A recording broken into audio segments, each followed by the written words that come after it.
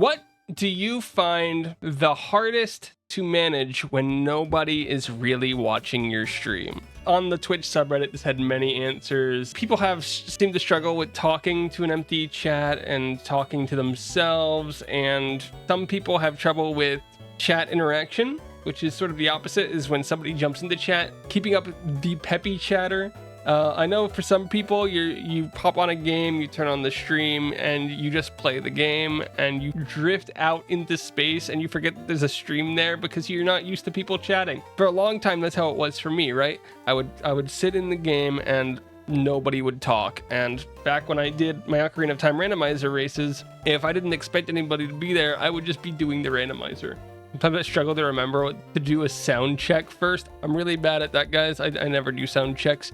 That's the real struggle for me. Sometimes it's a problem. Sometimes I have trouble where the stream just decides not to end. It's happened twice now. For me, I have a motivation problem now where on streams where I have 0 viewers, I get like an hour to like an hour and a half in, and I'm just like, I don't want to be here anymore. Which is funny because I will record something offline. Like I do my Trackmania stuff offline for the Trackmania channels. I can record talking into the mic for hours without a problem.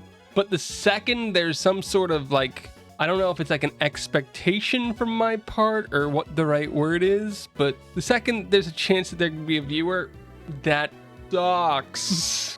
I don't know. For me, like that's pretty much the biggest thing. The second thing is actually on the energy side. If anybody doesn't know, I am not an energetic person.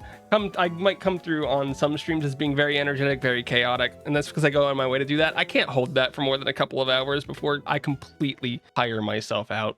I'm not energetic. I'm not confident in what I think or what I say, and I feel like if you're streaming, you should probably come across as at least one of those things. Trying to manage my lack of energy. I found that the 2 things that really help with lack of energy are limit streams so that you're not going longer than like 2 to 3 hours, especially while you work on it. And 2, just remember you're acting. You gotta sometimes just play up the peppier parts of yourself. It's easier for me because I am behind a masked figure that is a VTuber. So I can pretend to be all blib blib blab blib doo. Yeah, I don't know how to feel about that because that means you're fake. Just be you. Okay, so this goes back to the question of if you have to go to a formal situation, right? You sit in a formal situation, you go there, you have to talk to people. You're putting on airs, right? You're not the same person that you are at home. Are you fake? If I'm at home and I'm acting all serious and such like I'm at work, then am I not just being fake? I don't think there's a real answer to being, like there's no fake you in this case, at least in my mind. What is being fake and what is code switching? I think there's a degree of code switching in everybody's lives that exists.